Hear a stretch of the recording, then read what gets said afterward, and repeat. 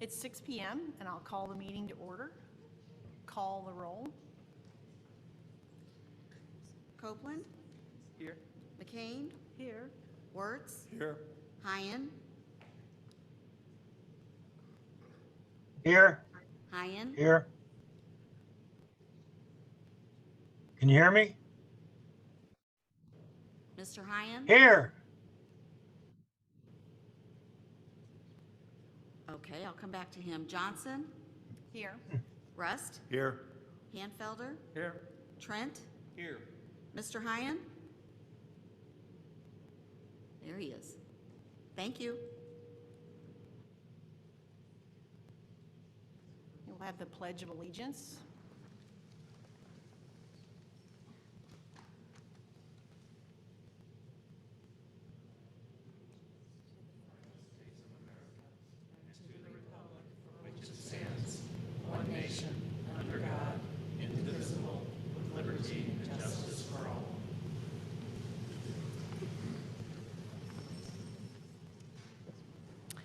Now's the time for public comment. Do we have anyone wishing to address the board? The format for our board is that everyone is given 3 minutes to address the board.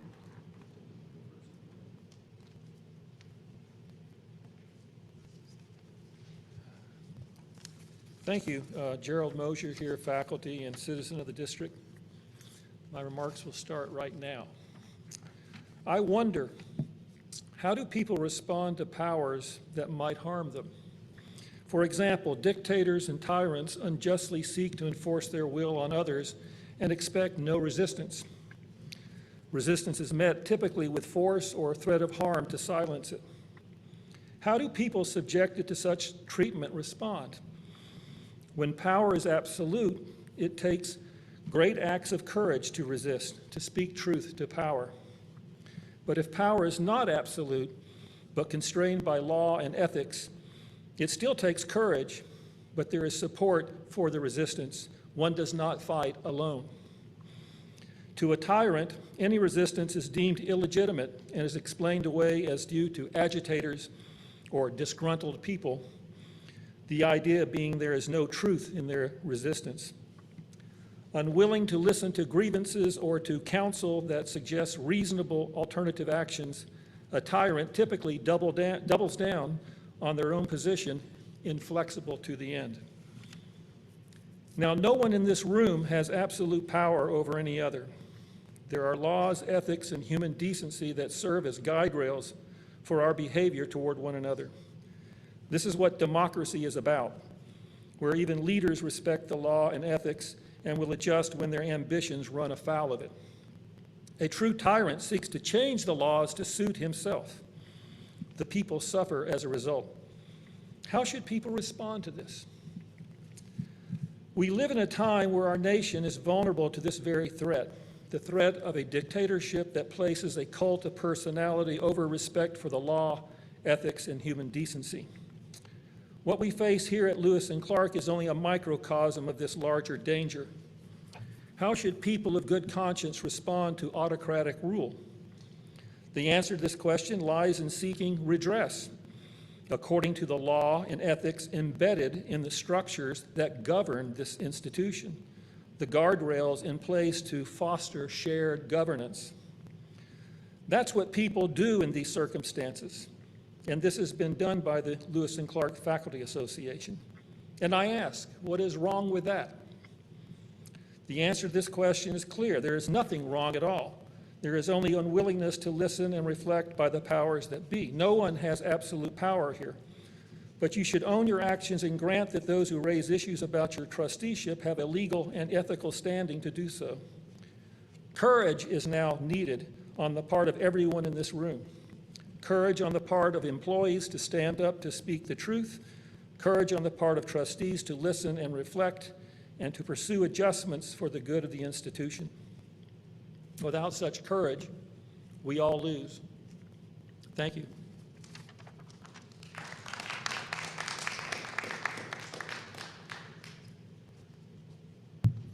Good evening. Peter Hussey. I'm a community member, certainly, but also the vice president of the executive committee for the LCFA.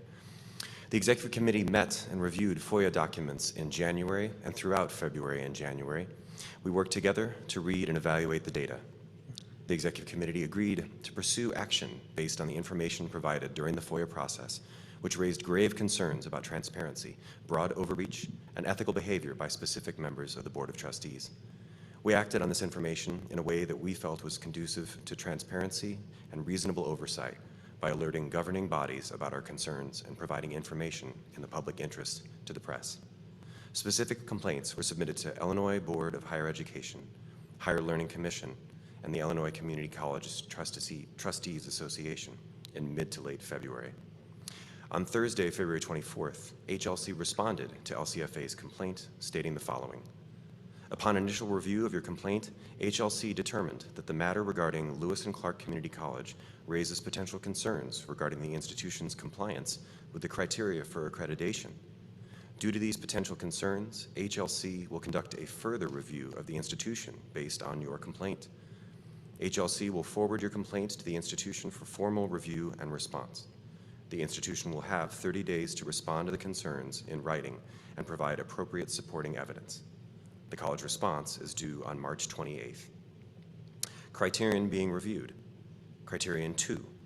The institution establishes and follows policies and processes to ensure fair and ethical behavior on the part of its governing board, administration, faculty, and staff. Criterion 2. The governing board of the institution is autonomous to make decisions in the best interest of the institution in compliance with board policies and to ensure the institution's integrity. And Criterion 5, through its administrative structures and collaborative processes, the institution's leadership demonstrates that it is effective and enables the institution to fulfill its mission. More recently, the Executive Committee met again to develop our plan moving forward in the process. Further actions by the EC may include public comment and informational items for upcoming Board of Trustees meetings to push for accountability and transparency, to look for changes in board leadership and board policies which will enable Lewis and Clark to fulfill its mission, creation of a formal Executive Committee subcommittee on institutional transparency, and promotion of transparency to the public through social media posts and working with media outlets through the press releases.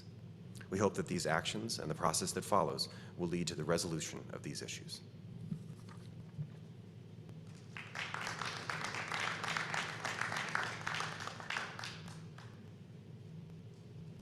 Good evening. Thomas Wills. I'm a lifelong resident of the Lewis and Clark Community College District. I've attained 2 degrees here at this college, and I have strong connections to this college and the value it has to our community. This college provides a quality education for 5 different counties. Placing accreditation status in jeopardy would be very detrimental to the district. Where else would our youth attain a high-quality, accredited, affordable education? The complaint of the HLA appears to be primarily based in potential violations of the Open Meetings Act and perceived direction away from diversity and inclusion. The Illinois State Attorney General takes great measures to ensure an open and honest government within our state. When you can and cannot do are clearly spelled out within the OMA training that I'm certain you all have taken. Violations can come with a hefty fine. If your actions result in a fine, is that really a proper use of taxpayer money? The Illinois Open Meetings Act provides the people of the state of Illinois with the right to be informed as to the conduct of public business. It declares that the intent of the act that the bodies take action, voting, in open meetings, and the public bodies deliberate openly. Moving forward, you must be fully transparent with your governing body. Diversion and inclusion. Here are the core values of Lewis and Clark Community College as listed on the website. Student-focused, integrity, responsibility, valuing people, diversity and inclusion, building communications and community relationships. Student-focused, loss of that focused student, but rather pushing a hidden agenda by some of you. Integrity, potential violations of the Open Meetings Act show a complete lack of integrity. Responsibility, acting in the best interest of the institution despite personal feelings. Valuing people. Obstructions to faculty from speaking at board meetings is not valuing your people. Diversity and inclusion. The FOIA statement referencing the SIUE sums up your stance on diversity and inclusion. and attempts at removing resources that build relationships for the most disenfranchised populations go against building community relationships. Faculty survey. Chairperson Hyen, the survey states 66% of the respondents do not believe you are making progress, whereas only 10% do. Clearly, you're not viewed as effective in your leadership of this board. Words have power, sir, and yours have cast a negative shadow on this fine institution. But you're not the only person on this board to blame. It's clear this board is divided. Any board member who will not openly stand up to you and your tactics are as culpable as you are in this situation. To move this institution forward, you must make changes to reflect the mission statement of your college. You must, at a minimum, operate within the same guidelines you require from your faculty, and I'll reference Appendix A of the Lewis and Clark Community College Employee Handbook Statement on Non-Discrimination. Chairman Hyman, it's time. Okay, thank you for your time.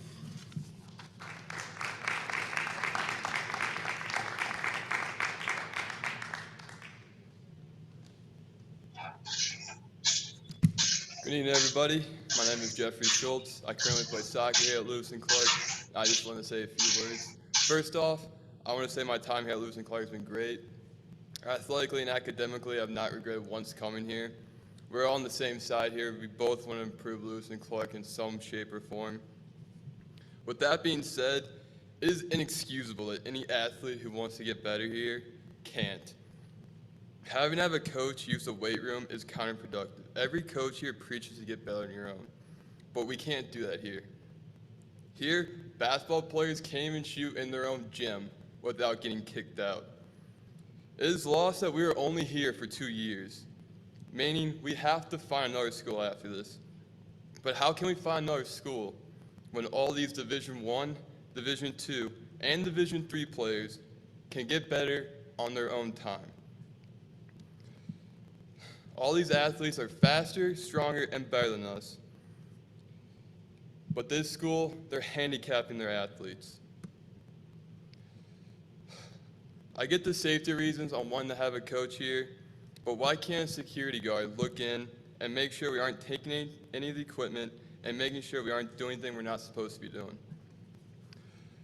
When a Lewis and Clark employee tells us it's messed up that we're getting kicked out, should speak volumes of how dumb your rule is.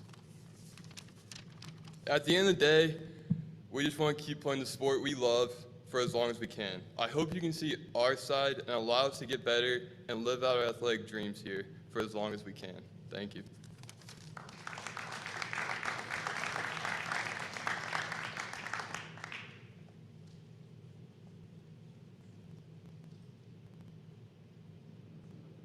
Okay. If there's no one else, we'll move on. Okay, Dr. Traska, do you have a budget, health, and enrollment update?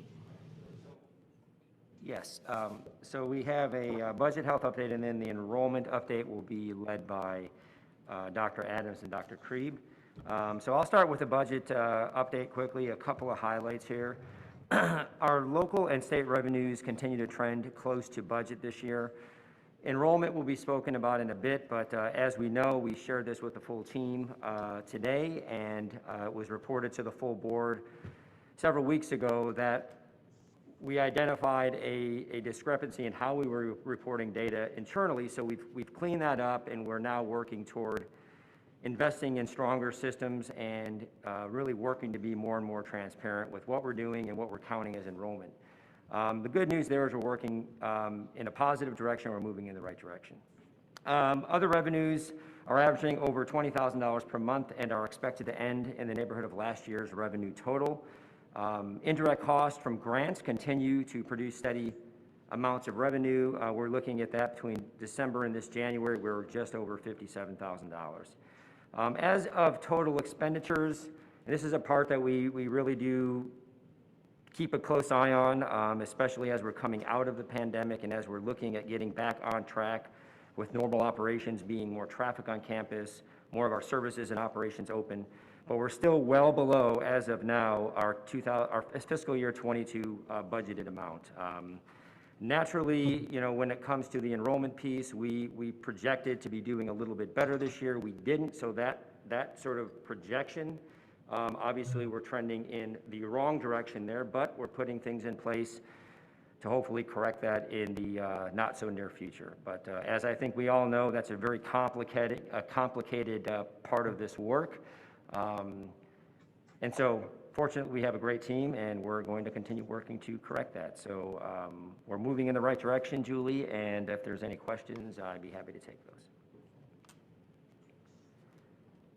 Okay, if not, I will ask Dr. Krieb and Dr. Adams to please come up and present on the enrollment.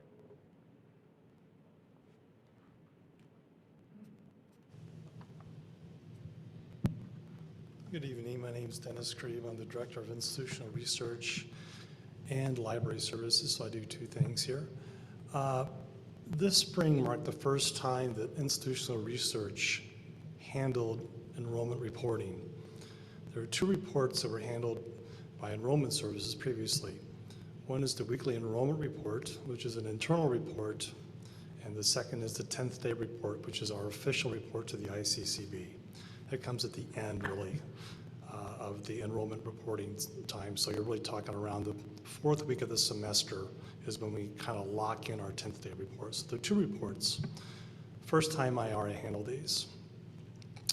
When I ran the 10th day report this year for the first time, I noticed that it was roughly 430 students less than what the weekly report was showing. So we had to figure out what was happening. And when we looked at it, we saw that it was counting something called a zero credit student, which I didn't know what a zero credit student was. And upon further investigation, we found out that zero credit students are non-credit students. So when the 10th day report is run, it automatically removes zero credit students. So the two reports really don't reconcile. So as I see both of these reports, I can see there's a difference. So the long and short of it is that the true number was the 10th day number. And though I was disappointed and others are disappointed that what we thought was happening with the weekly enrollment reports was true, it really wasn't. It was slightly inflated. So where this sort of hits the road is that our enrollment from the last weekly enrollment, the internal report, if you looked at that last weekly enrollment report and then the 10th day number, which is the official number, there was a net change of about negative 5.6% on our credit students.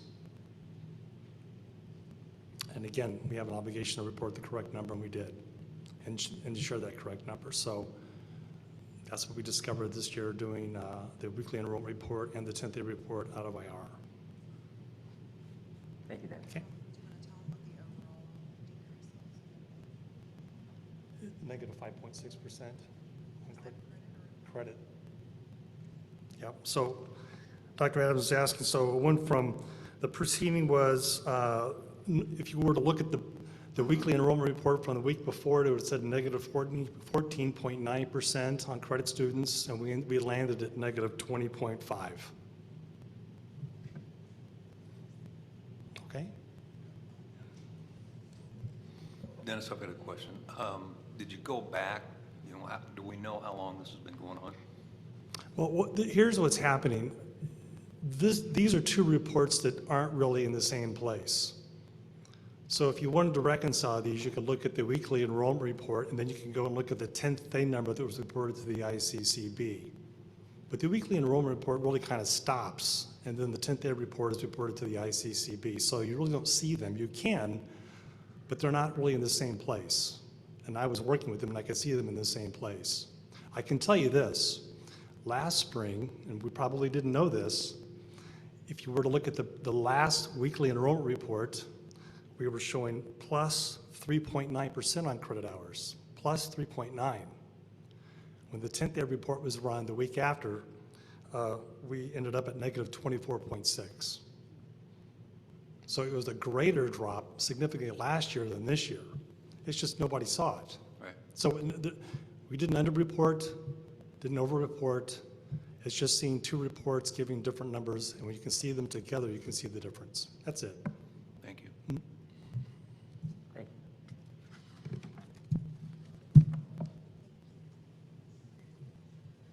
you. Dennis, thank you. That was helpful. So you know, that creates a problem for us, and it was great that Dennis and his team were able to find that data discrepancy. Now we need to move forward to better align our systems and our reporting so that we have correct data moving forward, correct data up to the first day of the term, and then through the census date, which is what gets reported to ICCB.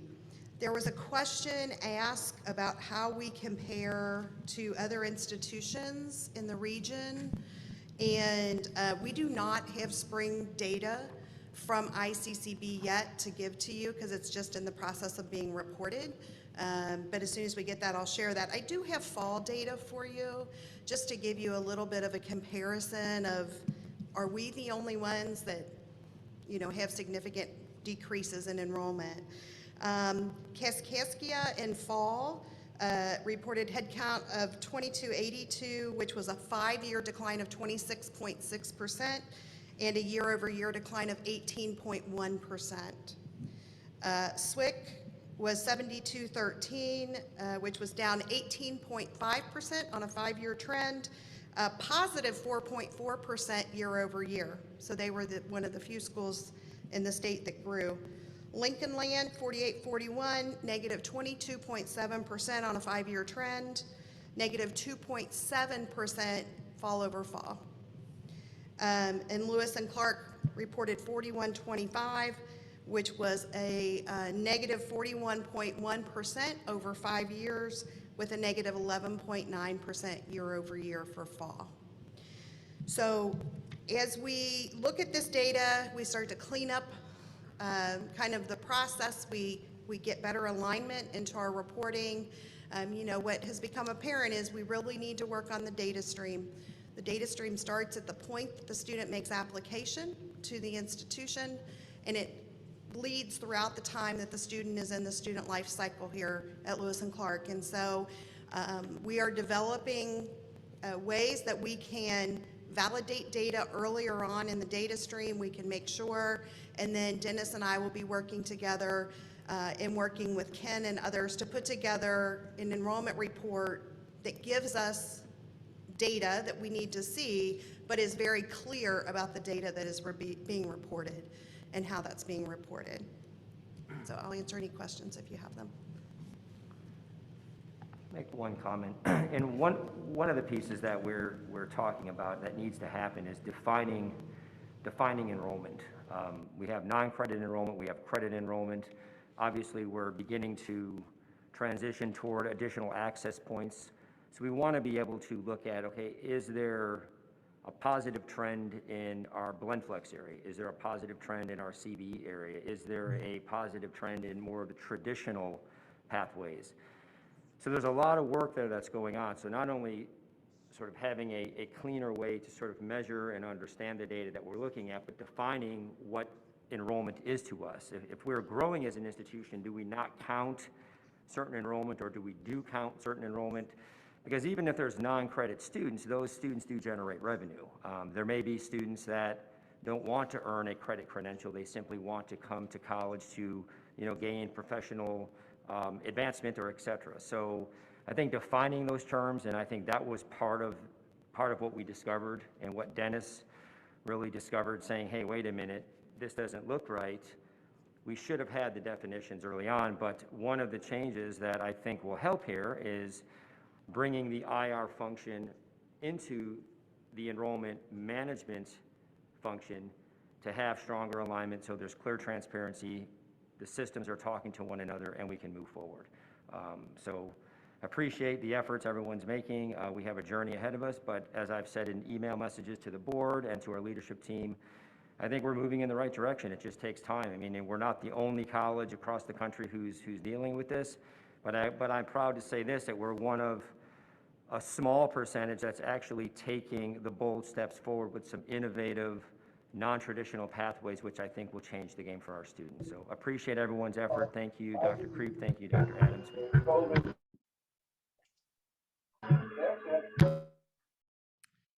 Okay, the omnibus agenda is presented for a vote. Is there any item the board would like to hold out and voted separately?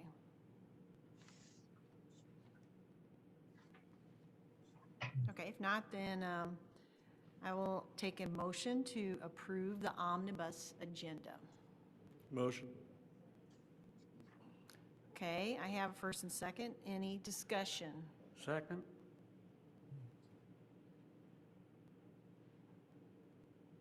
Okay, call the roll, please. Copeland, Yes. Wertz, Yes. McCain, Hyen,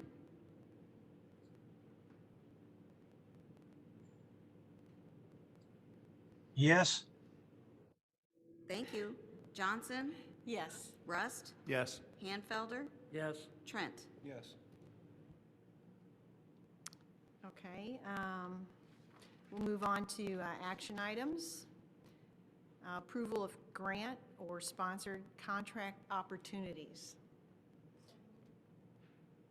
So I have a first. Do I have a second? Second. Okay. Any discussion? Okay, call for the vote. Copeland, Yes. McCain, Wertz, Yes. Hyen, Yes. Johnson, Yes. Rust, Yes. Hanfelder, Yes. Trent. Yes. Okay, motion carried. All right, second lease extension agreement with Motorola Solutions Incorporated. Do I have a motion to approve the second lease extension agreement with Motorola Solutions? Motion. I have a first, Second. second. Any discussion? Okay, call for the vote. Copeland, Yes. Trent, Yes. Rust, Yes. Hanfelder, Yes. McCain, Wertz, Yes. Hyen, Yes. Johnson, Yes. Okay, motion carried. Resolution 22-13, working cash interest. Do I have a motion to approve Resolution 22-13 for working cash interest? So move. I have a first and second. Any discussion? All right, call for the vote. Copeland, Yes. Hanfelder, Yes. McCain, Wertz, Yes. Hyen, Yes. Johnson, Yes. Rust, Yes. Trent. Yes.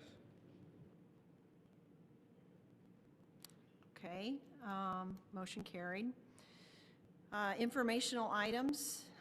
Dr. Trask, is there anything you would like to highlight in the informational items? No, the first, A, B, C, if there's questions on any of those pages that you have on any of the grants or sponsored contracts, on A, let me know, same with B and C, and D. I believe trustee Wertz had asked for item E, so I'm not sure if you have comments there. And then Lori Artis and Laura Enlow will be presenting on F, and then G, I'm not sure if there's a presentation there from LCFA, but A through D, are there any questions on those? If not, I will pass it back over to you. Okay. So moving on to E then, on the complaint filed with the HLC. Before we begin, I'd like to make a brief comment. The Board of Trustees has received a copy of the complaint, and I think we've all had the opportunity to carefully review and study it. We have not had the opportunity, however, as a board to discuss the allegations contained in the complaint with the administration and board legal counsel. But we plan to do so in the executive session later this evening. I can say, however, that the board is taking the complaint seriously, and we plan to formally respond to the HLC by the deadline provided. While I believe as board members, we should be careful, on what we comment and what we say about the complaint until we've had the opportunity to discuss it and meet with our counsel, et cetera. I can say that this matter's caused me to personally assess how this board is perceived and what can be done to address those perceptions.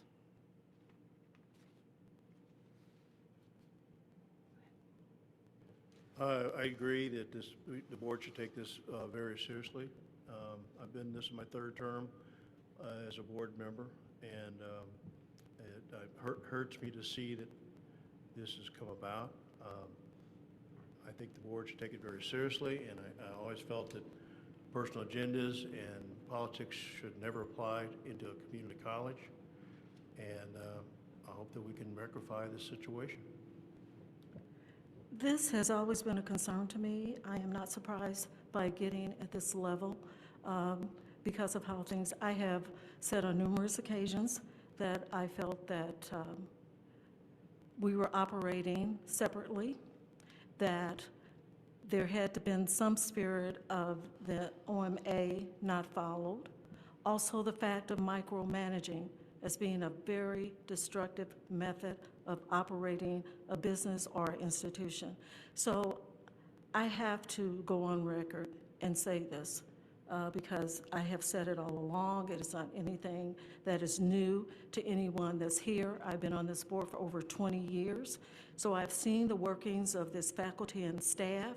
I have seen what Dr. T has done with this institution and this team that I commend. So I have to say something. Thank you.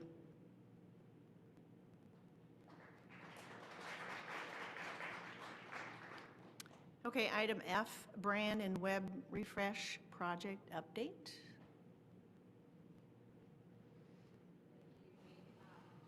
Quick words from me, and then I will turn this over to Laura Inlow. But just to bring you up to speed, almost a year ago now, the board approved in May of 2021 a contract with Interact. And if you'll recall, that was work that came out of a mover team that Laura Inlow was driving, that was also the result of our strategic plan, mainly aimed at recruitment and retention. So we've been working with Interact now on our brand and web refresh for, I guess, almost 11 months. And so a lot of work has taken place. Of course, we've hit a few roadblocks along the way with some of our disruptions here on campus, but I've just asked Laura to kind of bring up to the board tonight some of the highlights and share with you the background of what we have accomplished, what's still on the horizon, and timeline when we might be able to see what that new brand and when we'll be launching that new website. So I will turn it over to Laura. Thanks, Lori. There's an awful lot going on with the brand and web refresh project, but I'm going to try and keep it a little bit high level, give you guys an overview of what's going on, and of course you can always reach out to me directly if you want some more information about these things. As Lori said, we've been working with Interact for almost a year on this particular project. Last year we also worked on a new marketing plan with them, so it wasn't the first time that we kind of engaged them, but this is a longer-term project. As Lori mentioned as well, we met for the first time in April 2021 as a mover team. The board approved a contract in May, and we've been hitting the ground running ever since.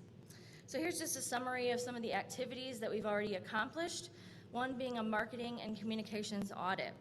So we collected about 20 marketing pieces from recent past, and we had marketing experts with Interact kind of look over them and tell us what they thought as far as what was effective and what wasn't, what is a good use of our time and money and what might not be in terms of enrollment. One of the biggest things to come out of this is a move away from our black and white trifold program brochures to two-sided, one-panel, full-color, high-quality rack cards. They're made to look a little bit more exciting and tempting for students to grab. They give you quick hit information about the program and then send you to the website for more information. We are currently in the process of transforming those brochures, so we're probably about a fourth of the way through our programs, and then once we finish the career programs that we're working on now, we're going to start the process for our transfer programs as well. In August, Interact completed our competitor review. We identified 2 of our competitors where a lot of our students transfer or choose to go instead of coming to Lewis and Clark, and those were SIUE and the U of I. Interact's researcher posed as an incoming student and kind of did a secret shopping sort of thing, engaged each university or college based on first impressions, customer service by phone, and the web and digital experience. They compiled all the information for us and showed us kind of our strengths and weaknesses as well as theirs. And then Lori and I met with the enrollment management team and leadership, I believe last month or so, to go over the findings, and I know some of that is going to come into play with our web refresh, as well as some of the changes that Dr. Katie is talking about implementing in the Enrollment Center. We don't have a lot of information about it at this time, but they also completed a spidering of our existing website. And that's basically to take an audit of how many pages we currently have, where there are broken links or misinformation, where we could improve our search engine optimization, and where there might be some content and design issues. So that will come into play a little bit later, and we'll see some of what came out of that process. Lori mentioned we just finished our focus groups. We had a total of 8 that we conducted. We were able to finish 4 of them before Thanksgiving break, and then the whole cyber incident happened, followed by COVID spikes and snow days and all that stuff. So luckily we were able to hit the ground running again in February and finish the 4 remaining focus groups. Unfortunately, one of those focus groups, which was our high school parents, they were really busy and hard to get a hold of in a single room. So we kind of changed the format and allowed them to respond via email to a survey full of questions that was sent directly to Interact so that they were able to respond anonymously. So we're waiting to hear some of the feedback from that process. We also completed a contract with our content management system that we chose as a mover team. And you guys approved that, I think, in December of 2021. We're working with Hannon Hill for use of their Cascade CMS. And we just had a kickoff meeting with them early this month to keep that moving forward. So here is what's happening right now. Interact's research team is currently reviewing and analyzing all of the data that they've gathered to this date. Probably in March, they're going to conduct a brand survey with the community, and this is going to be a phone call survey and, with about 500 randomly chosen people in our demographic. They're expecting to complete that by the end of March unless something happens and an extension is necessary, so hopefully we'll be moving forward without any issues. In April, we're going to be looking at a second round of focus groups, a smaller round. I think we're going to do 4, an internal and external group, and then a rural and an urban group, and we'll begin recruiting for those this coming month. And they're going to put some keywords and phrases and different ideas about where they want to take our brand and kind of test those with these focus groups. So that's what they're about. Okay, so looking ahead, some of the next steps will include that brand survey, as I mentioned before, the second round of focus groups, and then July through October is kind of a wide span of time.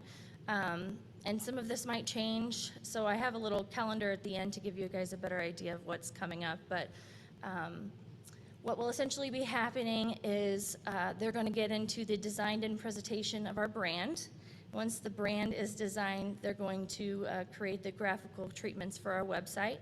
And once that is approved, Hannon Hill will apply that onto the new website through their content management system, at which point Lewis and Clark's team will get in and start building some of those content resources and pages, and that's kind of doubling as the testing phase there as well. So once the testing is through and we know everything looks the way we want it to look and it's working the way that we want, then the bulk of the build will happen. That will likely continue into September and October. Ideally, we could get this launched before the bulk of enrollment for spring, but we'll definitely be able to launch before spring 2023. So that's where we're at right now.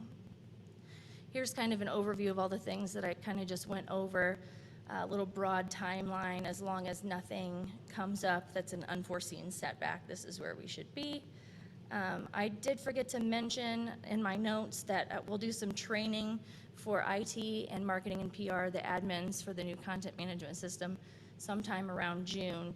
and our end users in the different departments across campus who'd like to manage some of their own content will get their own training likely sometime in September or closer to the fall.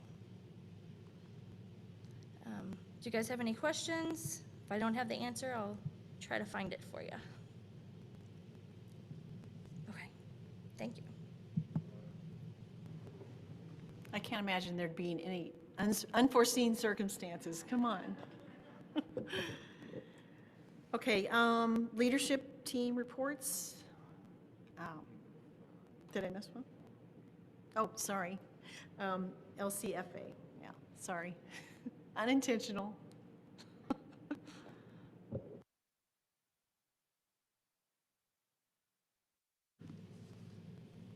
Can you hear me? Oh, now you can hear me. Okay. Good evening. First of all, Julie, it's a welcome change having you as our board chair tonight, and I hope you know that the faculty would certainly support this move going forward if that's something you guys decide on.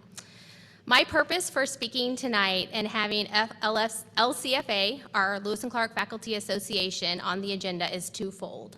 First, just like last month, I want to take an opportunity to share with you some of the exciting things going on with our faculty and in our classrooms. So this first tidbit of information is shared from Joel Hall, who is our program coordinator in our architectural technology. Lewis and Clark Community College hosted the District 11 IDEA, which is the Illinois Design Educators Association, drafting regional final this past Friday here in the Trimpe Advanced Technology Center on campus. Students from 3 district high schools, Alton, Brussels, and Jerseyville, competed, and students from all 3 high schools took home medals. IDEA provides an annual opportunity for students in high schools in the state of Illinois to compete on the regional and state level in the following categories: architectural board drafting, introductory board drafting, introductory CAD drafting, architectural 2D CAD, architectural 3D modeling, assembly modeling, introductory 3D modeling, machine CAD, architectural and industrial design. The Illinois Design Educators Association is a nonprofit organization of drafting and design educators from across the state of Illinois that assemble to offer professional development for educators in the state, as well as multiple competition opportunities every spring for the drafting and design students throughout the state. Students can apply for and receive scholarships to community colleges and university programs in drafting and architecture to assist them in their educational pursuits. Joel Hall is the regional director at Lewis and Clark Community College. Deanna Massey, the chair of the CEDL committee, shared that the rescheduled presentation from Dr. Dave Knowlton was a success. The speaker shared with the group how to reimagine what teaching and learning can be in a post-COVID America. In addition to Lewis and Clark faculty, there were members of the community in attendance, including faculty, staff, and teachers and administrators from neighboring school districts. Kevin Bodden, faculty in mathematics, shared that after being on hold due to COVID, we are excited to be hosting the annual Trebuchet contest again. The 15th annual Trebuchet contest will be held on April 8th in the Riverbend Arena. Attendance will be lower than usual, but we do have 3 district high schools participating as well as a homeschool group. The goal of Trebuchet contest is to generate interest in the STEM, science, technology, engineering, and math programs among high school students, as well as to have high school students on campus to find out what programs we have to offer. Many programs have informational tables the students can visit to learn about their programs, and some partner universities have tables to highlight their programs and how students can transfer easily from Lewis and Clark. This is a great opportunity to make Lewis and Clark more visible to district students. For the OTA, our Occupational Therapy Assistant Program, I just wanted to let you know that the ECHO Academy, which is a branch of the Lewis and Clark Foundation, the ECHO Academy's purpose is to support unique opportunities presented to Lewis and Clark students who are women. Through financial support, the ECHO Academy, which is made up of over 80 women who want to shape the future of women by providing academic, leadership, and civic opportunities for students who want to but can't always afford academic and cultural experiences. The ECHO Academy is funding for 4 of our students to travel to San Antonio, Texas to attend our National Conference and Expo for Occupational Therapy. It's also covering the registration for another student who's going to attend the conference virtually. So what a great program for our students that's supported by the Lewis and Clark Foundation. So my second purpose for being here tonight is to speak and share some further clarification on the board, to the board and to those who are here in the meeting on the formal complaints filed by the Lewis and Clark Faculty Association to our governing bodies, including the Higher Learning Commission, or HLC, the Illinois Board of Higher Ed, and the Illinois Community College Trustee Association. First, the decision to file an official complaint against the Board of Trustees only came after more informal complaints and concerns were left on deaf ears. For over a year now, faculty have been sharing concerns through surveys, public comment, board items, social media, and local news outlets. We want to make it very clear that as faculty, we fully support our administration. Dr. Traska, Dr. Lane, Dr. Artis, Dr. Adams, Mary Schulte, and everyone else who's employed at Lewis and Clark. We are grateful for the energy and effort these individuals put in and day out to meet the constant and often ridiculous requests of some of our board members. Did you know that David Hyen and Kevin Rest send emails and call our administrators on an almost daily basis? This is in addition to weekly board updates and committee meetings that happen prior to actual board meetings. Did you know that these overreaching behaviors interfere with the administrator's ability to complete the work they've been hired to do? We literally have several hundred emails and stacks of paper from our FOIA requests. The information I am presenting comes directly from the Illinois Community College Trustee Association. The purpose of ICCTA is to train and support Board of Trustees who are serving in community colleges in the state of Illinois. This association directly links to the Illinois Community College Board, better known as ICCB, to the Illinois Board of Higher Education, and ultimately to the HLC. Did you know that our own board member, Kevin Rest, who has been one who has displayed some of the micromanaging behaviors, has joined the Illinois Community College Trustee Association Executive Committee as the Southwest Region Chair? We should expect better. Kevin, we need you to be a role model college trustee. In hoping that the board members understand their role as a community college trustee, in 2016, a law went into effect requiring community college trustees elected or appointed after January 1st, 2017, to undergo 4 hours of professional development leadership training in 9 specific areas. These include open meetings law, education labor law, freedom of information law, contract law, ethics, sexual violence, campus, financial oversight, audits, and fiduciary responsibility. Trustees must complete the training during their first, third, and fifth years of their term. We know our board members have had this training, and it should be using them to guide them in the roles they serve. Some other best practices that have been shared from ICCTA: the board expects ethical and professional conduct of itself and its members. Board members must represent unconflicted loyalty to their responsibilities to the college, superseding personal interest and their interest in other organizations. Board members must not use any information provided by the college or acquired as a consequence of their service to the college in any manner except to further their board duties. Nor may they misrepresent known facts or any issues involving college business. We know this has not always been the case. The core values of the college, which were mentioned earlier today, reflect our fundamental moral compass as professionals and as individuals. It is the expectation that board decisions will be made to support the core values of the institution. And I'll repeat those again: student-focused, integrity, responsibility, valuing people, diversity and inclusion, and building community relationships. These core values, again, have not been supported by some of the members of our Board of Trustees. Additional behaviors that are expected of our board and are not consistently demonstrated. The chair, again, these are coming from ICCTA, so these should be some guiding principles for our board. The chair must see that all board members who wish to speak are given the opportunity. The chair regulates the discussion and sees that any needed information is supplied by college staff. Often the chair consults with the president as the agenda is put together. And we have seen our chair not allow Dwight Works to speak at a meeting. We have seen him shut our own college president down, and we have seen him limit public comment, where our policy for public comment is already one of the most restrictive in the state, at 3 minutes per group. The relationship between the board and the president should be open and mutually supportive. Without a shared sense of purpose between the board and the college president, and without mutual respect and trust, a college will experience difficult times. Directly from ICCTA. The president should be the major source of information and recommendations channeled to the board. As the chief executive officer, the president must be responsible for all administrative recommendations that are brought to the board. And while it is necessary to delegate authority in most matters, the president alone is responsible for the recommendations coming to the board from the staff. For this reason, board members should be sensitive to the president's need to be the link between the trustees and administrative staff. By channeling information and requests directly to the president to clarify questions and monitor for accuracy, that can help.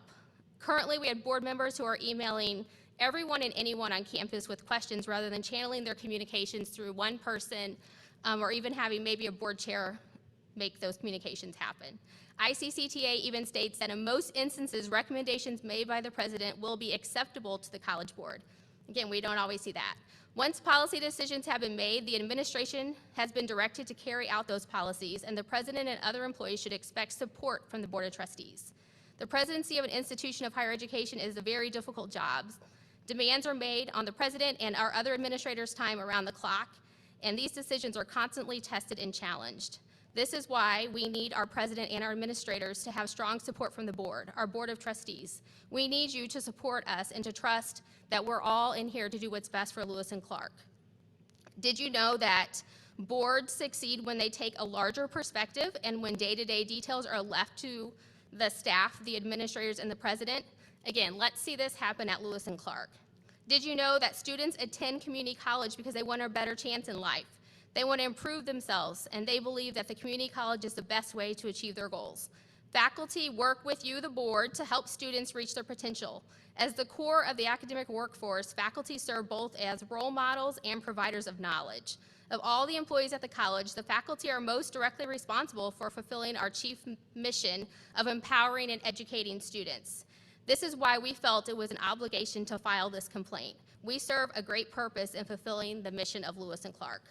Did you know, as it was mentioned earlier, that violations to the Open Meeting Act is also a criminal offense, a Class C misdemeanor punishable by fine and 30 days imprisonment? So I hope that you know that we're watching and we're paying attention, and we expect you to be transparent in your leadership. Did you know that members of the Board of Trustees are voted through local elections, and the next election is 2023? At this time, there are no board policies to balance the power of our board. There are no policies for recall or censure of a board member who is not serving in the capacity to which they were elected to serve. Did you know that policies of the board may be adopted, changed, or amended at any regular or special board meeting? The Board of Trustees may periodically review as needed the board policy manual and make changes to policies. Here is the action we want to be on public record as suggestion so that we do not jeopardize the accreditation of Lewis and Clark. There is no denying the information that was included in our 56-page complaint. Our only hope is the members of the board recognize the seriousness and act in the best interest of the college and take action. In order to promote transparency between the public and the board, the Faculty Association is calling on the board to revise its rules of procedure to include a policy for recall and censure. Such a policy would communicate to the community and to the stakeholders at the college that the board is serious in its mission to invest in Lewis and Clark and to seek more cooperative solutions that enhance student learning and faculty teaching. We propose that the board develop a policy for censure that would allow the board, by secret ballot, to censure members and remove them from officers' positions for violating the public values of Lewis and Clark. Furthermore, we propose that a procedure for recall and resignation be instituted where board members can be either removed from their position as an officer or removed permanently by the majority vote of the board. These votes should be taken by secret ballot, and the accused members should be recused of themselves being able to vote. We believe that all positions at Lewis and Clark are those of public trust, and that our trust in the education and growth of Lewis and Clark as a community college serving a diverse community. We call on the board to answer that mission in its actions, to promote education, to hold each other accountable through revised board policies, and to act as trustees of the college, not as bosses or overseers who interfere in the daily activities and prevent comprehensive growth, student engagement, and both faculty and student success. Thank you for your time and your invested care and interest in the mission and values of Lewis and Clark. Taking no action is still acting, so we challenge you as elected representatives to do the right thing. We are all watching you. Thank you.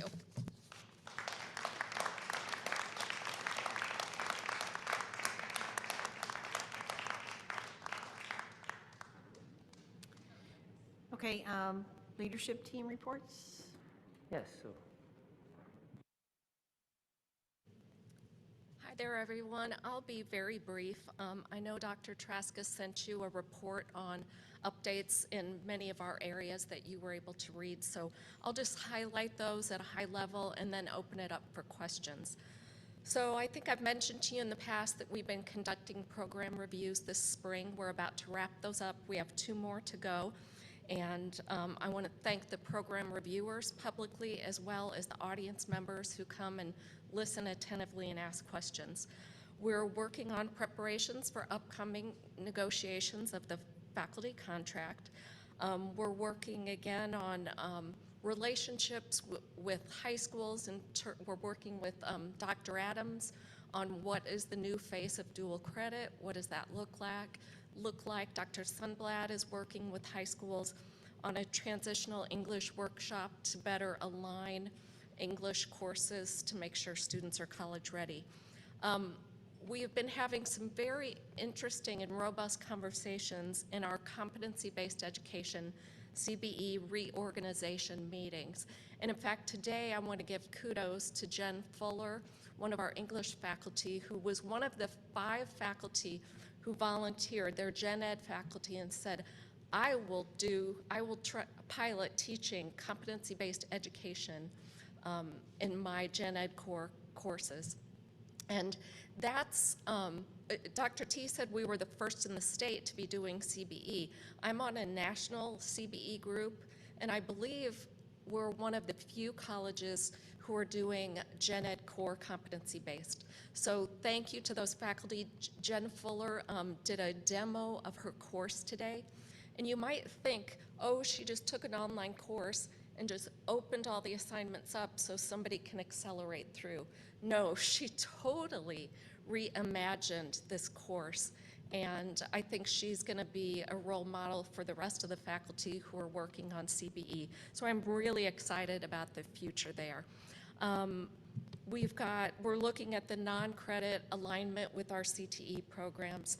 And we're also looking, Jeff Coles and Brett and his team, we're looking at scheduling software that will also include a more automated syllabus update. A lot of that is done by hand by Jeff Coles, and a course optimization piece for the software to make sure we're as effectively and efficiently as we can scheduling our courses. The HL writing team is going strong, and we'll be writing for a while. It's a big, big project. And so I want to thank the folks on the writing team for their hard work up to this point. And Jeff just finished the catalog update for the 2022-23 catalog. So those are some of the highlights of what's going on in academic affairs. Any questions? All right, thanks. Mary? Or no? Didn't switch your roles, sorry. No, sorry, I'm just relieved to see I left my other page up here of notes I was furiously looking for. Just a few quick updates. As Jill mentioned, I know that Ken sent the full board a long list of everything happening on campus, so I'll just highlight a few of those things that I think are important. I just wanted to point out on Friday, we were able to have a team member appreciation day in conjunction with National Employee Appreciation Day, and it was kind of last minute as we discovered this important day, but didn't want to miss an opportunity to appreciate our team members. So we already have it on the calendar for next year, and we're planning some bigger and better ways to show our appreciation to our team members here on campus. Also just wanted to point out, we will be sending out save the dates next week for our Service Awards recognition dinner, and I know we've got a couple of questions already about that. We've had a number of dates on the calendar that because of COVID and restrictions, we've just kind of kept pushing that down. So that will be Friday, May 20th in the Commons, and the board, of course, will receive a formal invitation for that, but just wanted to highlight that. In addition, just a reminder, Friday, March 25th, we will be having our mock disaster drill. Again, it's a large-scale hazmat disaster drill that's going to include members of security, maintenance, our emergency operations team, and thanks to the leadership of Donna Egelhoff, will also include students from various programs on campus. So we're looking forward to that. Fridays are, of course, a lower traffic day on campus, but if you see sirens, you may even see a helicopter, weather permitting. So So there's nothing to be alarmed about. That is a planned disaster drill. Also, just to add to what Ken said earlier, Chris Palda, Joel Hall, and myself will be taking part in a Cdb meeting tomorrow. It is a screening meeting. So all of the architects and engineers have submitted their plans to Cdb for consideration. Following tomorrow's meeting, they will be graded and there will be finalists selected. And at a later date yet to be determined, we will have the opportunity as a college and along with the Capital Development Board to ask them questions and hear presentations about what they'll bring in terms of value to our main complex renovation. And also just wanted to point out, starting today, we are doing the foundation repair on the main complex. So you'll see some fencing on campus if you drove through the south entrance. That is in place. We are expecting that project to wrap in 90 days, and we are doing everything we can to make sure that Katie and Sharice in the Enrollment Center don't have any restrictions in terms of students needing to access those important services, as well as trying to minimize any disruptions to the learning environments. And I just wanted to mention, if you'll recall last year, Chrissy Chapman had this amazing idea to have this interactive mural contest on campus. And so we are getting ready to push out some information to students.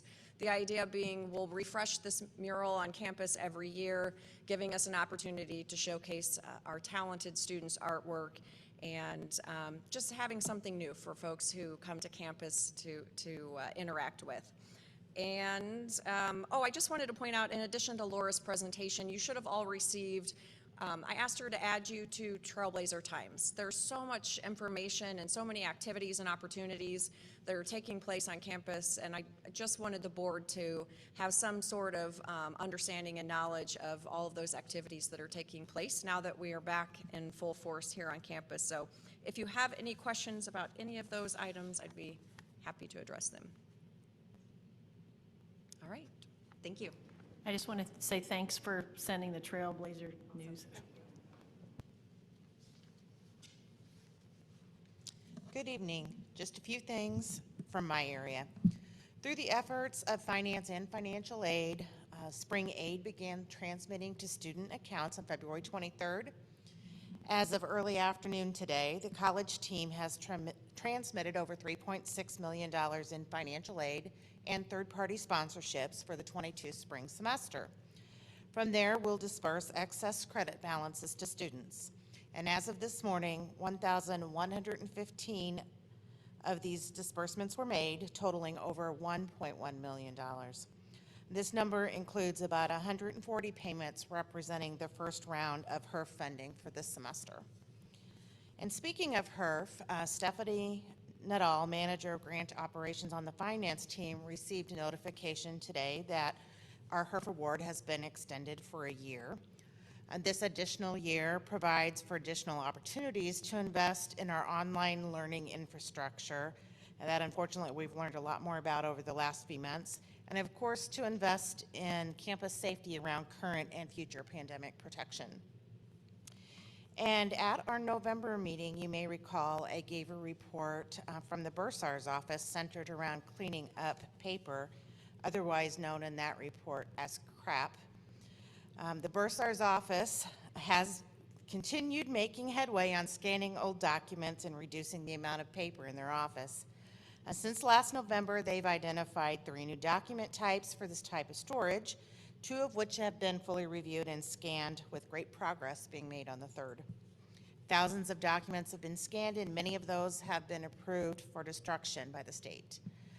Other than that, the Bursar's office, like all of the Lewis and Clark team, has been rolling with the punches of the semester and pivoting when circumstances and the weather change our plans. And speaking of the weather, there's snow in the forecast again for Friday. Are there any questions? And if not, this concludes my report. Thank you. Thanks, Mary.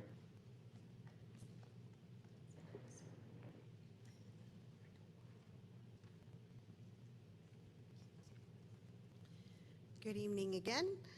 I believe the president sent you a list, but I'll just highlight a few items that are happening in my area. And The big piece is the high school liaison project.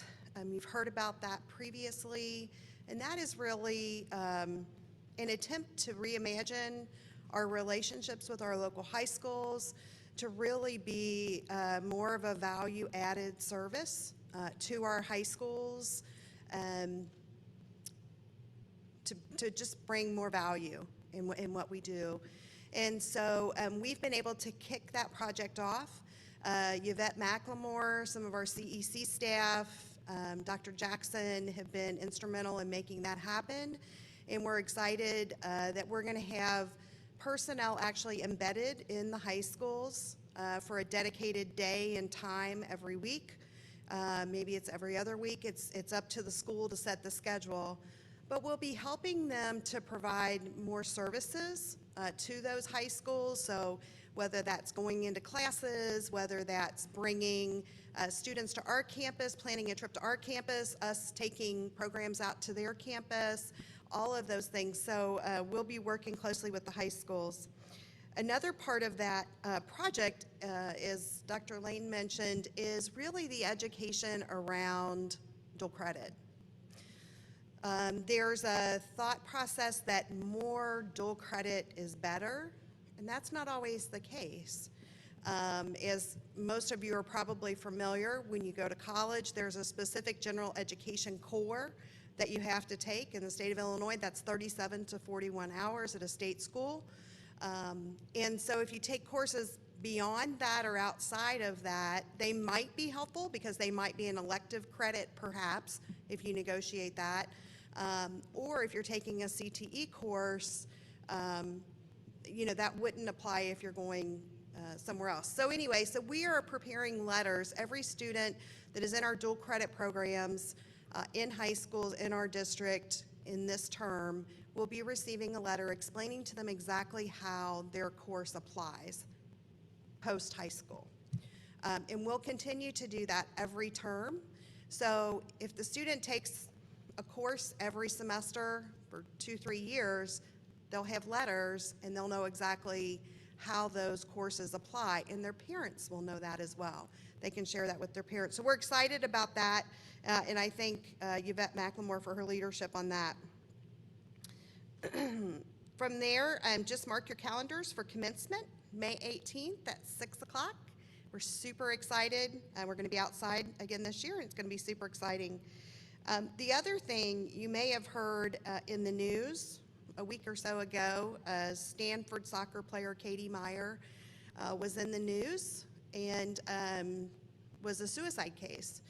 And we've talked about mental health and college students, and we are really digging into that topic here at Lewis and Clark, and I'm so proud of the work that we're doing with Terry Austin, but we need more resources. And so I'm really excited that we've been given an opportunity through some GEARS money to look at some online platform mental health services to offer students more options and more choice of provider.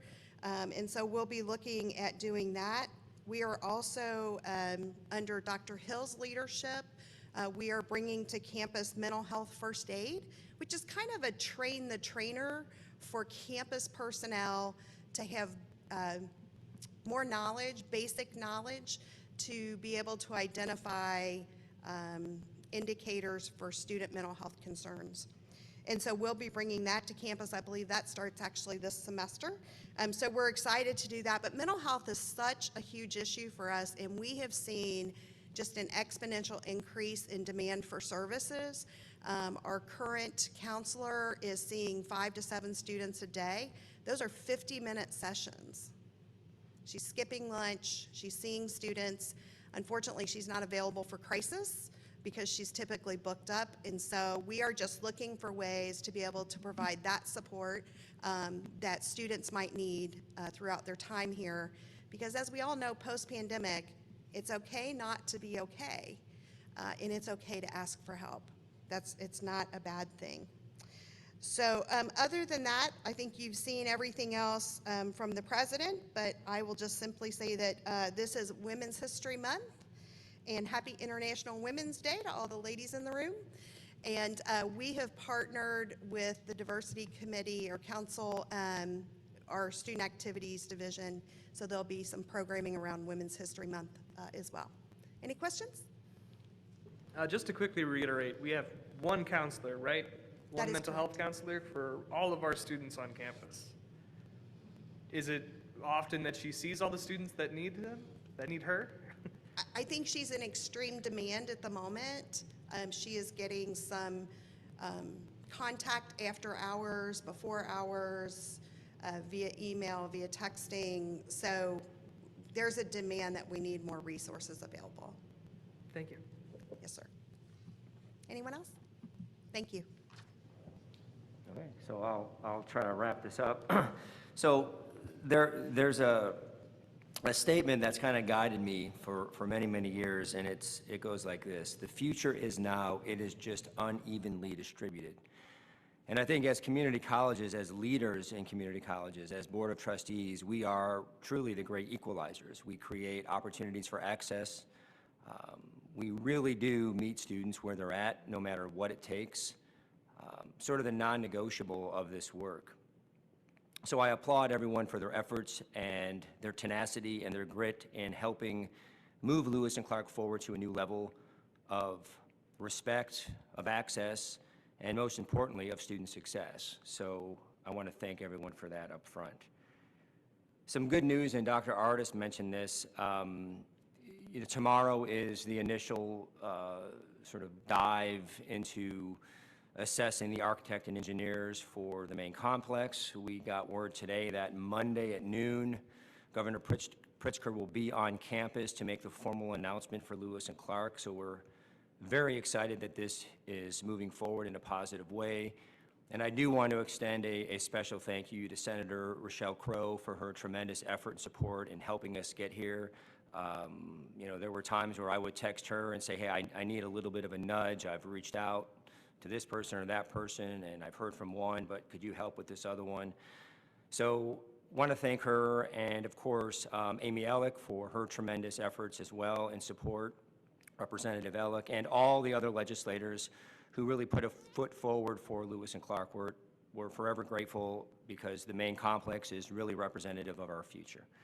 I think it was mentioned, but yesterday we had a full-day leadership retreat, and we dug into some really heavy topics, and 3 areas that we have work teams right now focused on are athletics, competency-based education, and our career and tech ed kind of wrapping into non-credit. So we're really looking at a renewed model there to, again, increase access and provide additional platforms and pathways for students. I'll give, like I said yesterday, I just loved how this came out, but Dr. Sunblatt, I don't know if he's here tonight, but he made a comment several leadership retreats ago that said we need more on and off ramps into our programs. And I think that comment really sums up the work that we are trying to do. We're trying to create opportunities for students to enter into a program, but perhaps exit when it's best for them, but leave us with a credential that can help advance their work and their life as they know it. And then always have that entry back into Lewis and Clark whenever they're ready. So some really good work going on there, and I again want to applaud the leadership team and the support systems around the leadership team for helping guide a lot of that work. We do begin our faculty negotiations this week, so we're looking forward to a really great conversation and some really good discussion in helping move the institution forward with our faculty team. Trustee Rust and I will attend this Thursday and Friday. In spite of the weather, I suppose, ICCTA in Peoria, so we're looking forward to that engagement. And I think that is it for me, and again, want to thank everyone for being here and appreciate the board's support, and go Trailblazers. Okay, well, you're next up again. Yeah. It's good to see everyone once again, right?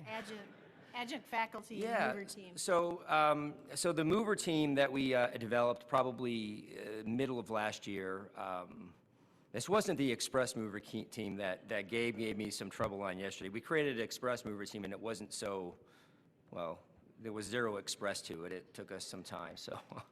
But the adjunct faculty experience team was really based upon some of the comments I had heard the very first semester I was here, that there was a sort of need or an interest from adjunct faculty, who are an important part of our team, to have a better experience, to have a more meaningful experience. And that wasn't an indictment on, oh, the experience has been really bad. It's just there were opportunities for us to better support the adjunct faculty work, whether it's, hey, I'm new, I'm not really sure where X or Y is, so orientations, communications. Are we including our adjunct faculty into really the culture of Lewis and Clark, and are they contributing? So we put together a mover team, and we did an adjunct faculty evaluation, and we're going to share this tomorrow. It's actually in board docs, and I'm happy to share it with anyone who'd like it.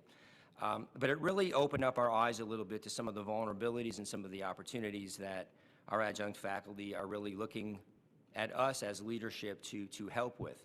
One of the outcomes of this team was to host adjunct faculty roundtables. So we have one tomorrow, coincidentally, at the N.O. Nelson campus, and we have one in April and then one in May. We're sort of moving across the area. So I think we're in Godfrey in April, and then we're Manny Jackson Center, I think, in May. So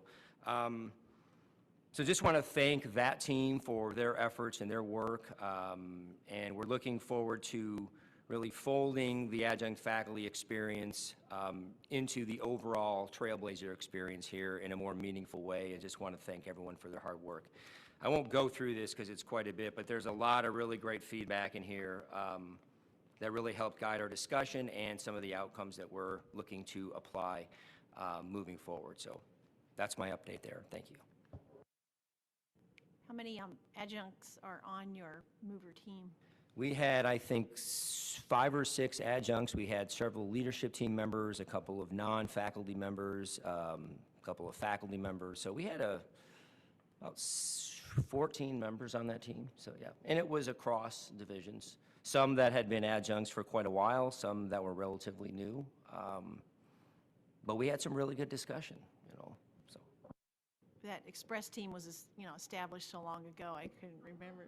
it was the Express remote team, and I remember the time that I met with them after, and I again have to apologize, 47 cancellations and reschedules, and I'm like, okay, not so Express, and then Gabe had to rub it in yesterday, so thank you, Gabe. So. Okay, the next item on the agenda is to adjourn to closed session. There will be no action during closed session, but the board will return to open session to formally close the meeting. Do I have a motion to adjourn the closed session? Motion. Yeah. Motion. Second? Okay. Call for a vote. Copeland, Yes. Wertz, Yes. Hanfelder, Yes. Trent, Yes. McCain, Hyen, Yes. Johnson, Yes. Rust. Yes. Okay, motion carried.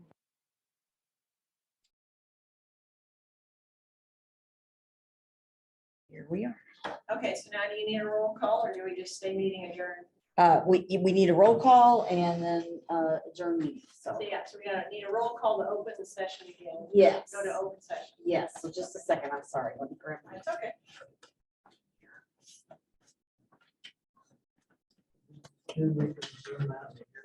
Yeah, I'm sorry. Well, I know. That was a good one. Okay, roll call, and the time is now 8:49, and this is to resume open session. Copeland, McCain, Wertz, Hyen, Yes. Johnson, Yes. Rust, Yes. Hanfelder, Yes. Trent. Here. Now you can declare it closed if you'd like. Okay, meeting adjourned.